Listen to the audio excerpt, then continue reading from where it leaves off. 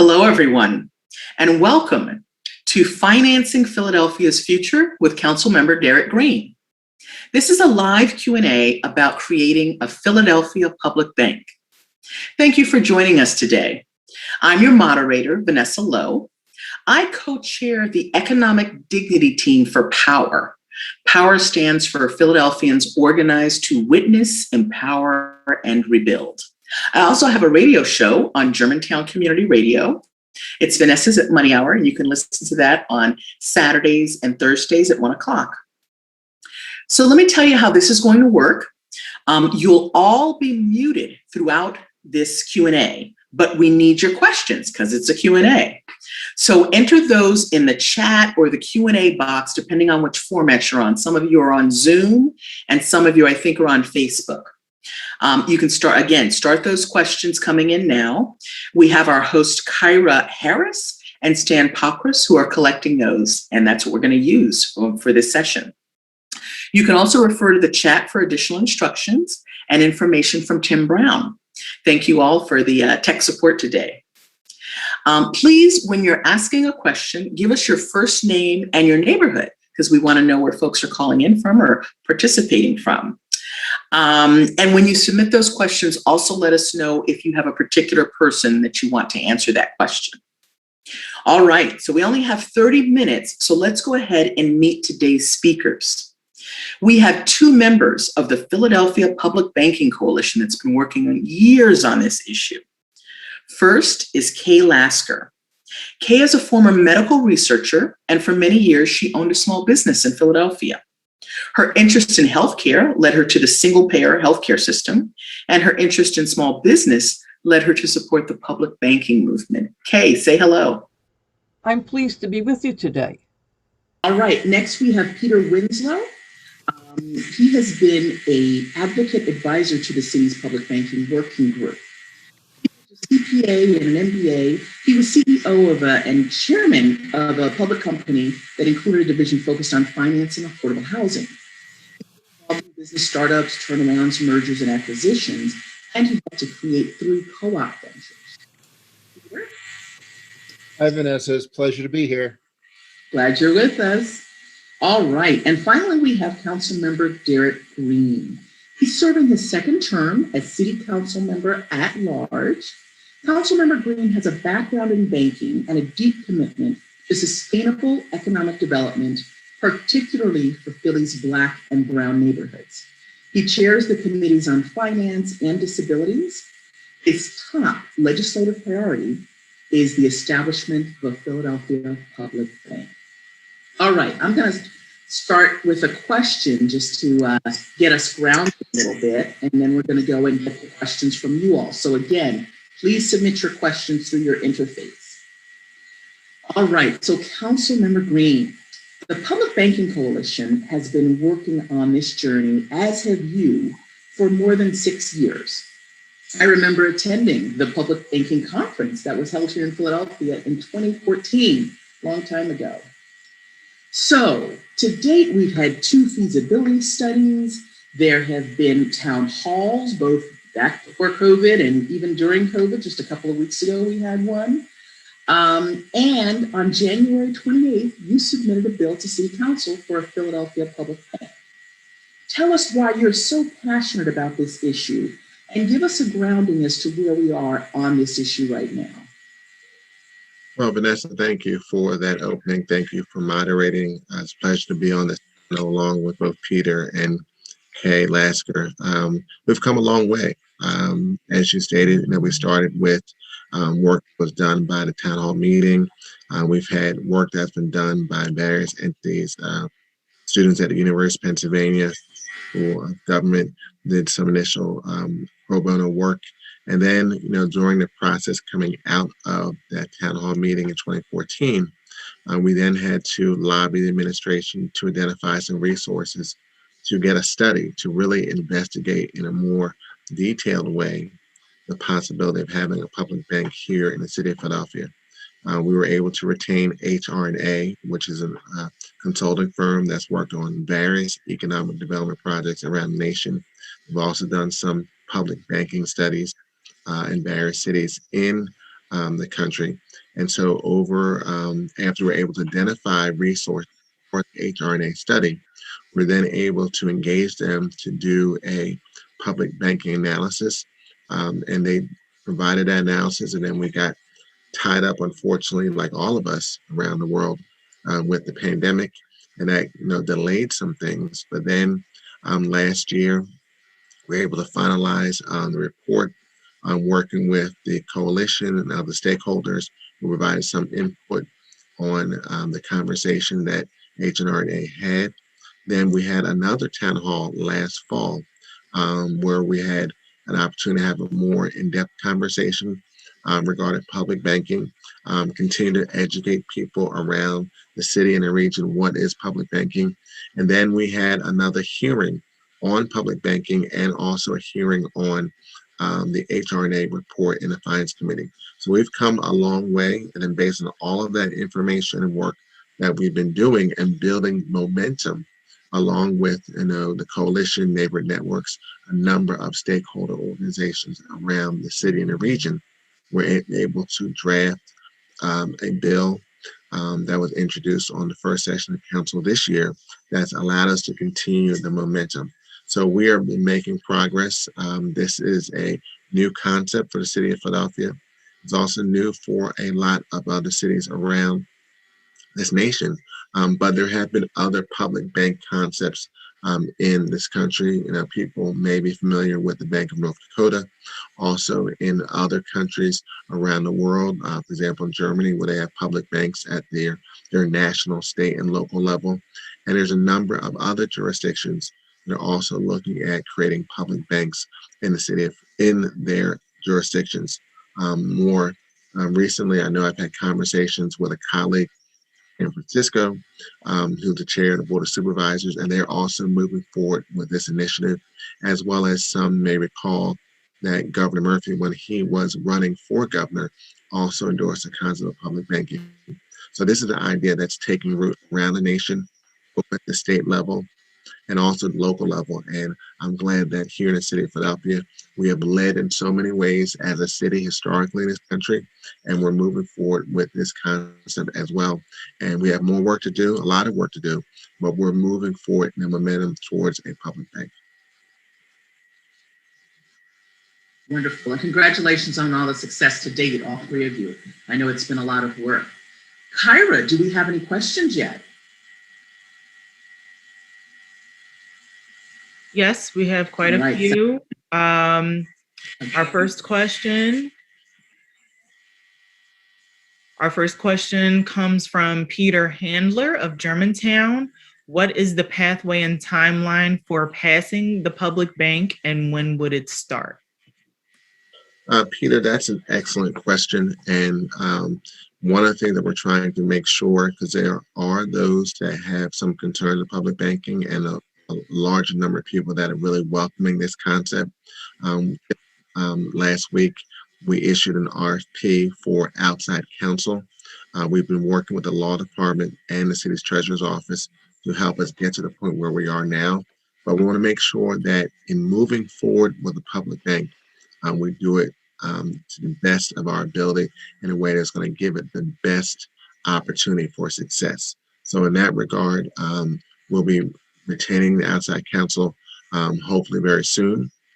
Will allow us to answer some of the legal questions that are unique to a public bank. We use some of the research from HRNA to get us to this point, and so we've tweaked a little the initial concept to a public bank based to what it became in reference to the legislation.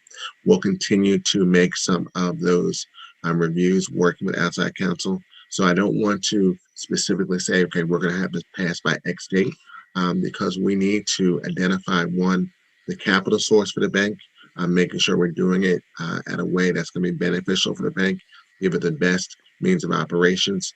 We currently are going through a financial challenge as a city. We're going to look at all of those options and try to move forward expeditiously, but also do it in a deliberate way, like we have from the initial town hall to where we've come to at this point. So we're going to keep moving forward and making progress, and want to make sure that we do it in the right way, especially considering this is such a new concept and idea people in the city of Philadelphia. Okay, so the next big milestone is getting that RFP out for council. All right, great, thank you. Well, the RFP is out. We're going to be selecting the council very soon, which is going to continue us to make the progress in that regard. Fantastic. Stan Shapiro, another host, do you have any questions for us? Yes, we have a question. Are there other places that have had experience or success with public banking? Keith Harvey wants to know.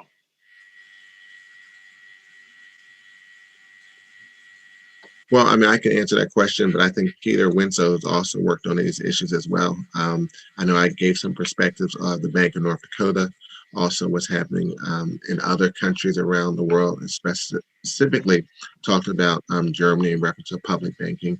And a number of countries have had postal public banking systems. But I think this will be a good opportunity, Peter, to weigh in. Thank you, Derrick.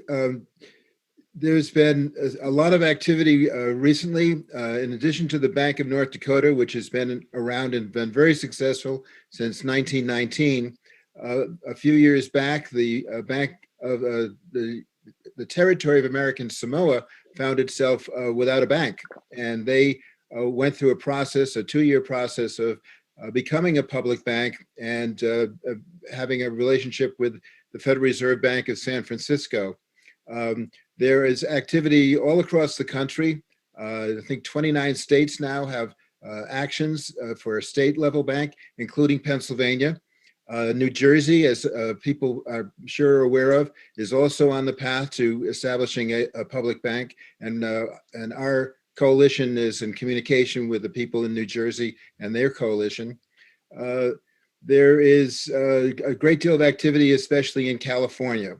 As Councilman Green said, San Francisco is on a parallel path to Philadelphia in establishing a bank, approaching it essentially from the other end in terms of looking at the implementation aspects of it, investigating 3 potential models for them to go forward. They have an advantage over us because the state of California has passed legislation that authorizes the establishment of 10 municipal public banks, 2 a year. And San Francisco's in a race with other localities in California to do that. But there's activity all over the country, and I refer you to the Philadelphia Public Banking Coalition website, where we will have information for you about all of that, and to the website of the Public Banking Institute. And next month on the March 30th, with the second of this series of programs, we will have as our guest Walt McCree from the Public Banking Institute. Thank you for that. Thank you for giving out the organization so you can Google Public Banking Institute. It sounds like they maintain a list. I'm putting the websites in the chat. Thank you for that, Stan. Thank you for that. Let's go back to Kyra. Questions? Yes, there are quite a few questions related to initial funding, how the public bank funds would be allocated. And so I will go to Molly from Neighborhood Networks in Mount Airy, who would run the public bank, and how would funds be allocated? Well, you know, funds can be allocated from various sources, and that's one of the reasons why we're bringing the outside counsel. The dollars come from the city's general fund, and that's one possible source. But the city also has a lot of other city assets and city-related assets that we can look to, as well as in our conversations. We've had discussions, and I know if people will reach out to me about could other entities, especially those who want to invest in a public bank, those who are looking to do more public sector good, get involved in a public bank initiative. So we're going to be looking at a broad area of perspective in reference to sources of capital for a public bank. And we'll use all of those different ideas and suggestions as we go forward. And that's why we structured this bank as a municipal authority, to try to give us the most flexibility as an entity and not be as restricted if we took the steps of doing a more traditional public bank. More traditional state chartered bank, which has a high capitalization requirement. So we're looking at all of those different ideas and suggestions, and also look at some of the ideas that other jurisdictions are looking at. As Peter stated in his conversation and his comments, a number of jurisdictions are looking at public banking ideas, and we want to be as broad as possible in using all these different ideas and suggestions as we move forward. I should also note that if we qualify as a CDFI, Community Development Financial Institution, we should be able to have access to the CDFI Fund, which is a $9 billion fund that could match our capital and other fundraising on a one-to-one basis, which would be a big boost and a lot of leverage to get the public bank started. Kyra, was the first part of that question also about who would run it? Repeat that first part of the question. You're muted, Kyra. Sorry about that. Yes, who would run the public bank, in addition to asking about how the funds would be allocated? Yeah, so I know that's a very popular question. Let's get that one covered. Well, I guess from a who would run it perspective, the legislation that we introduced wanted to have a diversity of individuals, those who have had experience in working in different communities on issues that are community-based, like affordable housing or cooperative activities, or community engagement, like community-based entities, as well as some of the historical issues and concerns we've had. But also, I think bringing people that have background and experiences in from a finance perspective. So, we introduced the legislation with the idea of having a kind of public-private concept, but those in the private sector that we participate in this public banking idea will be some who are committed to some of the goals we think to advance, and some of the goals we think that would benefit the public bank and benefit communities around the city. But this is one step in creating legislation, creating a public bank, and we'll still continue to have amendments as we go through the legislative process, additional ideas, and get other perspectives. And I think it's some of those things that are important in reference to what led to the motivation of creating a public bank. And I know Kay has had a lot of perspective from her interests and dynamic, and I'm curious from her perspective, what motivated her to get involved in public banking, because I know she's been part of this coalition for some time. Of course, I had a small business, and I realized how a small business is very dependent on their local community bank. Small business is an important part of the economy of Philadelphia or any other city. They actually provide more new jobs than big businesses do. However, when a new person is getting out of school, has even a great idea and all intellectually prepared to do a business, they have to finance it. And without a long history, a credit history, big banks are very hesitant to give a decent amount of credit to such a person. The Philadelphia Community Bank is a local bank. They could check on your history and do a better job of evaluating a new entrepreneur, or even a person who already has a business and wants to expand it, and they could safely provide or partner with a community bank to provide the credit, especially in a disaster situation. Say there's a fire or a flood or some other problem with an ongoing business, they can jump right in immediately and come in and help with financing to get that business back up working, and therefore the economy of the city is benefiting all the way around. And it's a great way for a person to create a job for themselves. A lot of people feel that they don't want to work for someone else. However, if they have a good idea, they can create a job for themselves and even other members of their family, or create other jobs for the community people. Thank you for that perspective, Kay. All right. I did see the question come up, what is a CDFI? It is a Community Development Financial Institution.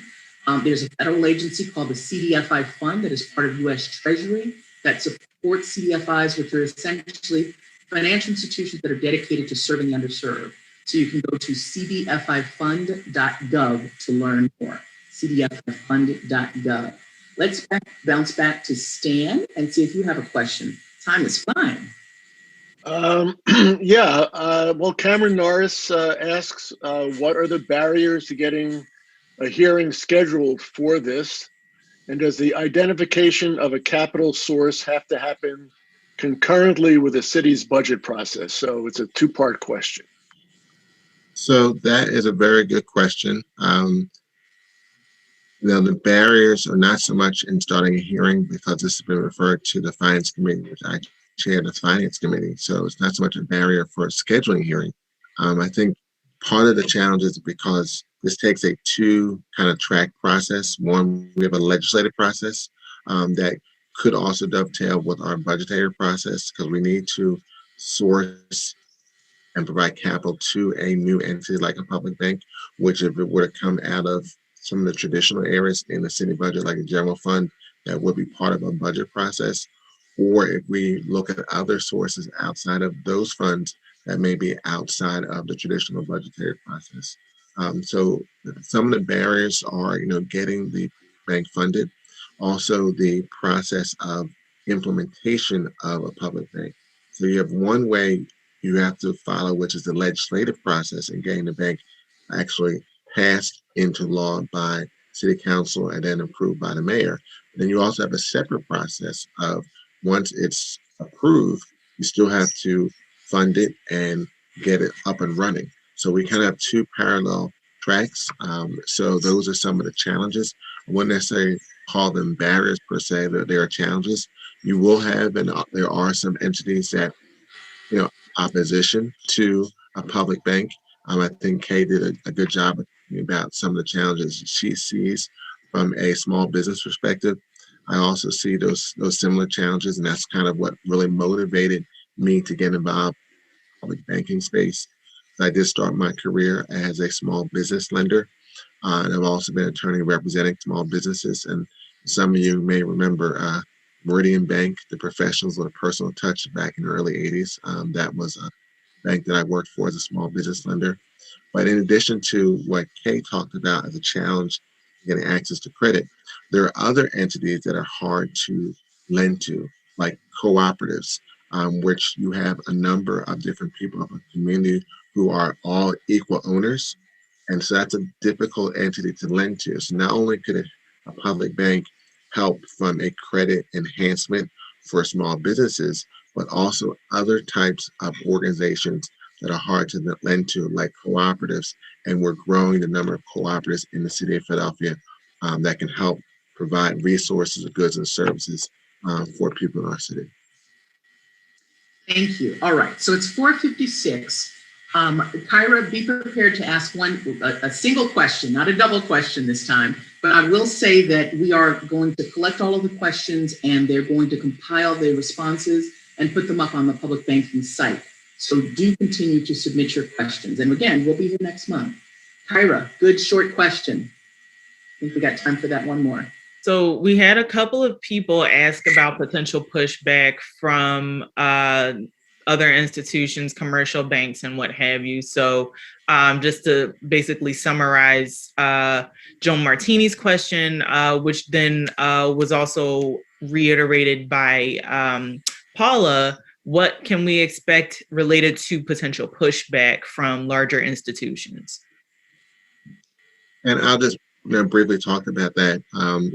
Banks having been someone who worked for a bank, they're in the business of providing loans to entities. Larger commercial banks have a lower level of risk tolerance than a community development financial institution, community development financial institution, or community bank or credit union.